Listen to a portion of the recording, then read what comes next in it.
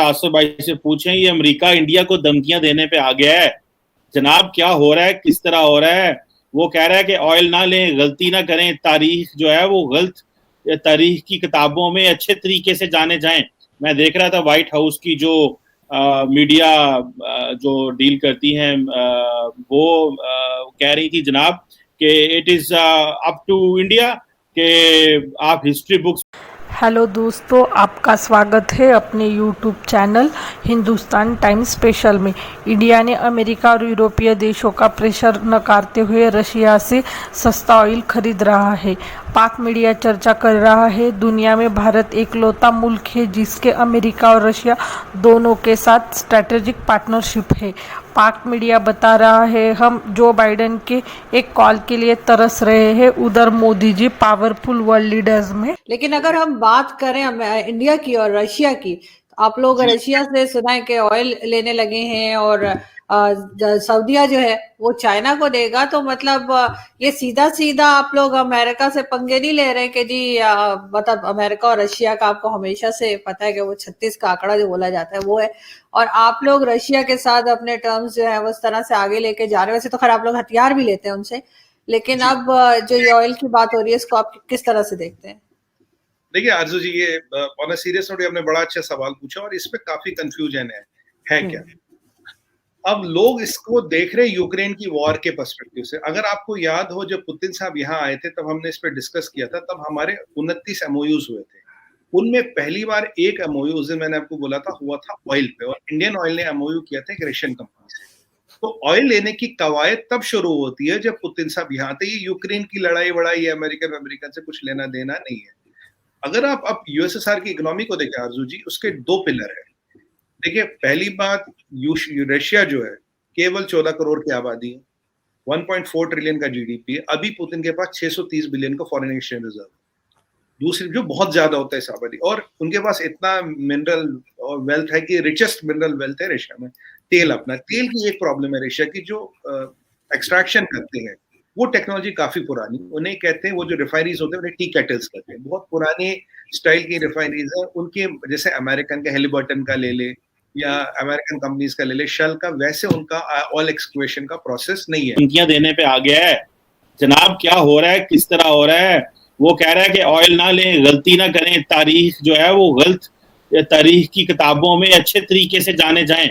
मैं देख रहा था व्हाइट हाउस की जो मीडिया जो डील करती हैं वो कह रही थी जनाब कि it is up to India कि आप हिस्ट्री बुक्स में कैसे आना चाहते हैं। तो क्या इंडिया को इस हवाले से अमेरिकन गवर्नमेंट क्या कोई प्रेशर कर रही है, या क्या आप समझते हैं कि प्रेशर नहीं है लेकिन इंडिया इस प्रेशर को झेल लेगा? बड़ी मुश्किल में लग रहा है इंडियन फॉरेन पॉलिसी। आसिफ साहब, आप कैसे देखते हैं? कमर भाई, सबसे पहले तो मैं आपको बताऊं कि इंडिया की जो फॉरेन पॉलिसी है उस पर मैं बात करूंगा। बहुत बढ़िया है, बहुत शानदार है, सारी दुनिया उसकी तारीफ करती है। उसकी मिसालें मैं दूंगा हमारे during the course of our discussion. अब रहा सवाल ये कि अमेरिका क्या कर रहा है और किस तरह से आपने अपने पूरे सवाल को जो कहा, तो मैं आपको बताऊं, प्रेशर पे हम लोगों ने लास्ट टाइम भी बात की थी आपके ही डिबेट पे, और उस वक्त मैंने कहा था कि वैसा कोई ख़ास प्रेशर है नहीं। लेकिन अब जब आप देख रहे हैं तमाम चीज़ें डेवलपमेंट्स हो रही हैं और यूक्रेन रशिया का जो मामला है, तो तमाम मुल्क, अगर आप नेटो की बात करें, अमेरिका की बात करें, यूरोपियन यूनियन की बात करें, या दूसरी तरफ आप इधर रशिया की बात कर लें, और आप चाइना की बात कर लें, पाकिस्तान की बात कर लें, तो नए ब्लॉक्स तो बनते हैं और नए तरीके के प्रेशर होते हैं। प्रेशर किस पे दिया जाता है? जिस पे कोई अहमियत रहती है। प्रेशर किस पे दिया जाता है? जहाँ से लगता है कि अगर उसका कुछ रुख इधर से उधर हुआ तो चीज़ें बदल सकती हैं। मेजर जो प्लेयर्स होते हैं जिनकी कोई वैल्यू होती है, उन पे प्रेशर दिया जाता है। और अगर ये प्रेशर दिया जा रहा है तो आपको मैं बताऊं कि ये प्रेशर बर्दाश्त करने के लिए इंडिया ना सिर्फ पूरी तरह से सक्षम है, केपेबल है, तैयार है, बल्कि कई मौकों पे इंडिया ने इस चीज को साबित भी किया। ले शेल का, वैसे उनका ऑयल एक्सक्वेशन का प्रोसेस नहीं है, क्योंकि वो उनका कोई प्राथमिकता नहीं रही है। अब इनकी जीडीपी चलती है हथियार बेच के और तेल बेच के। मैं हमेशा से अपने गवर्नमेंट पे, यहाँ नेशनल टीवी पे काफी डिबेटों में कहता हूँ, यार आप पुतिन को आप हथियार और तेल की गारंटी, तो वो आपसे दोस्ती करता रहेगा। तो ये मैंने कहा पुतिन से तेल क्यों नहीं लेते, हम दुनिया भर से तेल लेते हैं। अभी परिस्थिति है अर्जुन जी, 85% 85% हम तेल इंपोर्ट करते हैं, जबकि हम हर साल 3 से 5 कुएं खोद देते हैं। एक कुआं खोदने में मोटा मोटा, नॉट गेटिंग इन टेक्निकलिटीज, एक कुआं खोदने में 300 से 500 करोड़ लगते हैं। तेल निकला नहीं निकला नहीं निकला, पर एवरेज है कि अगर 5 में से एक आध में भी निकल जाता है तो सारा खर्चा पानी निकल जाता। हम भी अपना तेल ढूंढ रहे हैं, बट हकीकत ये, चाइना के बाद we are the number 2 energy importers in the world. अगर आप इस इक्वेशन में करीब 1 साल पहले जाए, 1 साल पहले नंबर 1 सप्लायर था सऊदी अरबिया, ठीक है जी। धीरे धीरे इक्वेशन बदलती गई, आज नंबर 1 सप्लायर है USA. USA is now oil surplus, oil export करता है। नंबर 2 नाइजीरिया है, नंबर 3, ये थोड़ा आगे पीछे चलते रहते हैं, नंबर 3 इराक है, नंबर 4 स्टेज पे आ गया है सऊदी अरबिया। अब जो यूएस के साथ हमारा ट्रेड सरप्लस है करीब 20 से 25 बिलियन डॉलर, उनका ये कहना होता है भाई आप हमसे कुछ और चीजें ले लो। अब जब आप ऑयल किसी से लेते हो तो आपको अपनी रिफाइनरी के स्टैंडर्ड्स, कुछ मशीनरी या कुछ जो इक्विपमेंट होता है उनको अपग्रेड करना पड़ता है। हर क्रूड हर जगह का सेम नहीं होता। तो अगर आप अमेरिकन क्रूड लेंगे तो कुछ और चेंजेस करने पड़ेंगे, क्योंकि जो मिडिल ईस्ट से क्रूड आता रहा वो सालों से आता रहा, तो उसका हर एक के पास सिस्टम है। पीछे रिलायंस ने अपग्रेड की थी अपनी रिफाइनरी फॉर अमेरिकन, तो काफी लोगों ने कर ली। अब जब इंडियन ऑयल, आप जानते हैं Indian oil is government run PSU, public sector understanding, जब वो करती है तो अब पीछे जो टाइम था वो लगा भाई ये सब हिसाब किताब बिठाने का, जो चेंजेस मशीनरी में करने की। अभी एडवांटेज क्या हमें मिला, अभी एडवांटेज दूसरा मिला, रशिया ने कहा यार मैं आपको ना, अभी जो आपको पता होगा यूक्रेन के वॉर के बाद प्राइस बढ़ा है क्रूड का, तो अब उन्होंने बोला यार हम आपको बाजार के रेट पे देंगे। इसलिए हमने बात की थी कि सडनली 22% क्रूड का प्राइस गिरा था, तब चाइना, अमेरिका और इंडिया ने 5% रिजर्व निकाल दिया था, क्योंकि एमबीएस जो है सऊदी अरबिया वाले, उन्होंने बोला यार मैं और तेल नहीं निकालूंगा, मैं आई वांट, कह रहे मुझे जो बाइडेन से बिटिंग करा तब मैं डिसाइड करूंगा क्या करूंगा। तब 22% क्रूड के प्राइस गिर गए थे वर्ल्ड ओवर, बिकॉज रिजर्व सब तीनों बड़ी कंट्रियों ने रिजर्व रिलीज किया। तो एमबीएस थोड़ा हिल गए थे यार, ये क्या हुआ, मतलब मैं कैसे इन्होंने कहा किया भाई, ये वैसे तो इनके आपस में बनती नहीं, ये कहाँ से बन गई। तो फिर ये यूक्रेन वाला मसला हो गया, यूक्रेन वाले मसले में तेल फिर बढ़ गया। अब रशिया आता है इसमें, कहता है कि भाई मैं आपको डिस्काउंट भी दूंगा। अब यहाँ मुद्दे की बात ये है आरजू जी, जो रशियन तेल होगा, जो अभी हमने जिस लेवल की भी बात करें, केवल 1.5%। इंपॉर्टेंट थिंग है केवल 1.5%, जितना हम इम्पोर्ट करेंगे उसका 1.5% अभी रशिया से आएगा। बट मजे की बात यह है कि अगर आज 1.5 है, कल को ये 15 भी हो सकता है, 30 भी हो सकता है। तो एक नई कवायद, उर्दू में जो कहते हैं नई कवायद शुरू। अब रशिया को हम, अब अमेरिका ने हमारा काम थोड़ा और आसान कर दिया, पहले उनको स्विफ्ट से निकाल दिया, तो अब रशिया से हम लोकल करेंसी में भी डील कर सकते हैं। पहले भी रुपी ट्रेडिंग करते थे, रुपी ट्रेडिंग में हमें बहुत फायदा है तेल लेने से, क्योंकि मैंने आपको लास्ट टाइम भी बोला था कि स्विफ्ट से रशिया को हटाने का मतलब है आप उसको चाइना से पास ला रहे हो। अब चाइना, अब कुछ लोग कहते हैं कि अब जैसे लास्ट टाइम मैं आपके पाकिस्तान के एक चैनल पे था, उन्होंने बोला कि भाई आप डील कैसे करेंगे अगर आपको 20 बिलियन का मान लीजिए बिजनेस हमारा रशिया के साथ। मैं को बोलेगा ठीक है जी, 5 बिलियन रुपयों में दे दो, 2 बिलियन दिनार में दे दो, 1 बिलियन सिंगापुर डॉलर में दे दो, 1 बिलियन कैनेडियन डॉलर में दे दो। ऐसे ऑप्शन बन जाते हैं, क्योंकि पूरा रुपी ट्रेडिंग पॉसिबल नहीं होती। तो ये सब चीजें हमारे पास विकल्प है, और हम पहले भी रशिया के साथ रुपी ट्रेडिंग कर सकते हैं। तो अब ये जो एक नई शुरुआत हुई, अब इसमें अमेरिका में थोड़ा हड़कंप इसलिए मच गया कि रशिया के पास क्रूड बहुत है, आपने लगा दिया उस पर सैंक्शन, रशिया का आपने मार्केट कर दिया बंद। अब कितने लोग ले सकते तेल, हम लेंगे, चाइना लेगा, एक आध कंट्री और लेगी, और तो कोई लेगा नहीं है। अब आपको मैं इस खास प्रेशर की बात बता दूं कि अमेरिका ने अगर ये बात कही है, मैं भी देख रहा था, पढ़ रहा था उन तमाम चीज़ों को, उसमें यह है कि रशिया ने एक प्रपोजल दिया, ऑफर दिया है कि हम जो क्रूड ऑयल आपको देंगे वो लगभग आपको, अगर बाहर से जितने भी प्राइस में मिल रही है, हम लगभग $25 कम करके देंगे। अब आप बताएं कि कोई भी मुल्क है जिसको अगर इस तरीके का ऑफर मिलता है, उससे हमारे नेशनल इंटरेस्ट में कोई बात होती है, वहाँ लोगों का फायदा हो सकता है। और साथ साथ मैं आपको बताऊं, जो सैंक्शंस लगाए हैं ना अमेरिका ने अभी, ये उसका वायलेशन भी नहीं है। अगर जो हिंदुस्तान या दूसरे और भी मुल्क ममालिक हैं, वो अगर वो क्रूड ऑयल खरीदता है तो इससे उस सैंक्शन का कोई लेना देना है नहीं।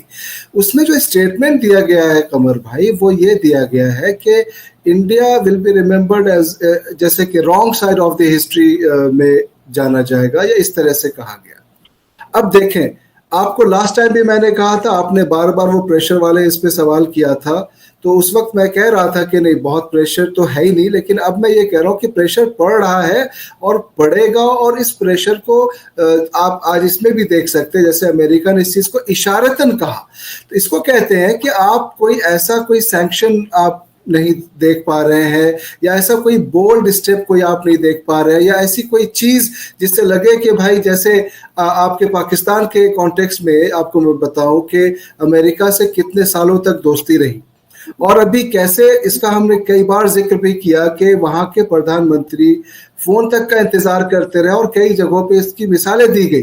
तो प्रेशर वो होता है कि आप बिल्कुल पूरी तरह से इग्नोर कर देते हैं, प्रेशर वो होता है कि आप बिल्कुल आइसोलेशन में डाल देते हैं, प्रेशर वो होता है कि आप सैंक्शन लगा देते हैं। लेकिन ये जो प्रेशर अभी पड़ रहा है, तो मैं बताऊं कि इससे बड़े बड़े प्रेशर भी अगर पड़ जाए तो भी हिंदुस्तान जो है वो बहुत ही आसानी से अपनी फॉरेन पॉलिसीज के बेस पे इन चीजों को डील कर सकता है और करता। तेल हम लेंगे, चाइना लेगा, एक आध कंट्री और लेगी, और तो कोई लेगा नहीं। और तेल के दो ही बड़े इंपोर्टर है, या चाइना ने, पर आपको याद होगा ईरान के साथ एक $500 बिलियन का 10 साल का कॉन्ट्रैक्ट कर रखा तेल का। तो चाइना की काफी तेल वहां से आ जाता है। अब ये जब इक्वेशन बनी तो सऊदी अरब भी परेशान, ये अपना इराक भी थोड़ा परेशान, नाइजीरिया भी परेशान और यूएसए भी परेशान। कहते हैं यार अगर आज चलो आज 1.5% है, कल को 10-15% पहुंच गया तो किसी न किसी का धंधा तो हिलेगा ना, बिजनेस तो। और आप जानते हो oil is money, black gold कहते हैं ऑयल को। तो इसीलिए अमेरिकन भी परेशान है। और पुतिन को क्या लग रहा है कि ठीक है यार मेरे तेल की एक सेट मार्केट है, हथियार हमारा 60% आर्सेनल अब भी चाइनीज अब भी रशियन है, इसमें कोई डाउट नहीं, सारी दुनिया को पता है। तो weapon wise we have lot of dependence on Russia, और बाकी चीजों पे भी हम डाइवर्सिफाई कर रहे हैं। अगर अब तेल भी आता तो एक रिलेशन को नई लेवल पे ले जाता है, और जितना रशिया के साथ तेल बढ़ेगा कोई ना कोई डिस्टर्ब होगा, किसी ना किसी का हिस्सा घटेगा। अब जो आपका सबसे बड़ा सप्लायर है वो है यूनाइटेड स्टेट्स ऑफ अमेरिका, तो उसको लग रहा है यार अब सबसे ज्यादा तो मेरा ही घटेगा, क्योंकि सबसे ज्यादा शेयर मेरा है। और भाई काम तो आप ही ने कर दिया, आप ही ने रशिया को स्विफ्ट से निकाल दिया, रशिया की मार्केट सिमट गई, रशिया ने हमें डिस्काउंट दे दिया। मैं तो कह रहा हूँ बाकियों को भी डिस्काउंट देना चाहिए भाई, अगर अमेरिका हो, सऊदीज हो, नाइजीरिया वाले हो, इराक वाले, सबको डिस्काउंट देना चाहिए। देखिए ओपन मार्केट है, अगर हम सबसे नंबर 2 इंपोर्टर है चाइना के बाद, तो आप हमें डिस्काउंट दें, आप कोई डील दें, हम आपसे भी लेते रहेंगे। पर अब ये रशिया के साथ कहने का पॉइंट ये आरजू जी, जो इसमें मिसकॉन्सेप्ट हो रहा है यूक्रेन वॉर से मिला के देख रहे हैं, ये तब कवायद हुई थी, ये एमओयू तब साइन हुआ था जब पुतिन साहब आए थे, इसमें हमने और आपने बात भी की थी। लास्ट टाइम उससे पहले जो पुतिन जी आए थे 8 चीजों पे एमओयू हुआ था, अब की बार 28 चीजों पे हुआ।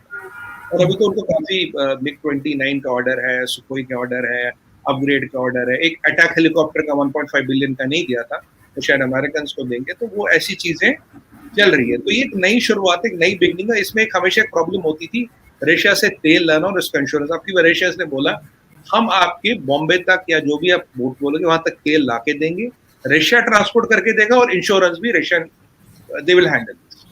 तो वो हमारे लिए थोड़ी आसान की बात होगी कि हमें हमारे घर तक तेल मिल जाएगा। पर अभी वर्थ क्लैरिफाइंग केवल 1.5% है, आने वाले टाइम में बढ़ेगा। हाँ, ये जो तेल के आसपास है ना, आपको पता है जियोपॉलिटिक्स भी, तेल कैश है, तेल पैसा है। तो अब ये थोड़ी हड़कंप यूएस में इधर उधर सब खित्तों में बढ़ गई है। और जहां तक सऊदी अरबिया और चाइना का ताल्लुक, तो अब जो देखिए जी जिनपिंग का हमेशा से मंशा है कि डॉलर को एक वर्ल्ड करेंसी से हटाया जाए। मैं डिजिटल युआन हूँ, क्योंकि 20 साल से युआन कंट्रोल्ड है आर्टिफिशियली बाय चाइना, तभी चाइना का $50 ट्रिलियन का डेट है। अब वो कह रहा है यार अगर ये कल को ऐसा हो जाए, देखिए अब गेम चेंजर क्या होगा, अगर मान लीजिए 10 साल बाद 20 साल बाद कुछ लोग युआन में ट्रेड करें, कुछ डॉलर में ट्रेड करें, that will be a big game changer for China. और जो अमेरिका ने बहुत बड़ा काम कर दिया, रशिया को स्विफ्ट से बाहर निकाल दिया, तो मैं आपको उस दिन भी कह रहा था now Russia will get near to China. और हो सकता है वो अगर सऊदियों को बोलता है ठीक है यार मुझे ना आप तुम्हें इतने युआन में दे दो, क्योंकि उसे चाइना से कुछ रॉ मटेरियल लेना होगा, कुछ लेना होगा, तो वही युआन वो चाइना से रॉ मटेरियल लेगा। पहले ये सब डॉलर में होता था।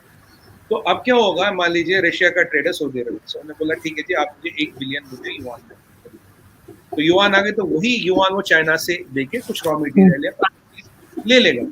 तो बेसिकली यहाँ आप देख रहे हैं पहली बार डॉलर का वर्चस्व, डॉलर का जो ग्लोबल कंट्रोल था ये हिल रहा। अब जो बाइडेन साहब ने क्या सोच के ये किया, क्योंकि मुझ जैसे लिमिटेड दिमाग के आदमी को भी, मैं कोई बहुत बड़ा लीडर नहीं, वर्ल्ड लीडर नहीं, मैं भी इस पर सोचा, मुझे समझ नहीं आया। मैंने कहा इस डिजास्टर में आपके चैनल पे, आपने नेशनल मीडिया पे, हर चैनल पे कह चुका, it's a disaster, you are pushing Russia closer to, क्योंकि सोशलिज्म और कम्युनिज्म में बहुत ज्यादा फर्क नहीं। राष्ट्र भाई से पूछें, ये अमेरिका इंडिया को धमकियां देने पे आ गया है जनाब, क्या हो रहा है, किस तरह हो रहा है? वो कह रहा है कि ऑयल ना लें, गलती ना करें, तारीख जो है वो गलत, तारीख की किताबों में अच्छे तरीके से जाने जाएं। मैं देख रहा था व्हाइट हाउस की जो मीडिया जो डील करती हैं वो कह रही थी जनाब कि it is up to India कि आप हिस्ट्री बुक्स। हेलो दोस्तों, आपका स्वागत है अपने YouTube channel Hindustan times special में। इंडिया ने अमेरिका और यूरोपीय देशों का प्रेशर नकारते हुए रशिया से सस्ता ऑयल खरीद रहा है। पाक मीडिया चर्चा कर रहा है, दुनिया में भारत एकलौता मुल्क है जिसके अमेरिका और रशिया दोनों के साथ स्ट्रैटेजिक पार्टनरशिप है। पाक मीडिया बता रहा है, हम जो बाइडेन के एक कॉल के लिए तरस रहे हैं, उधर Modi ji powerful world leaders में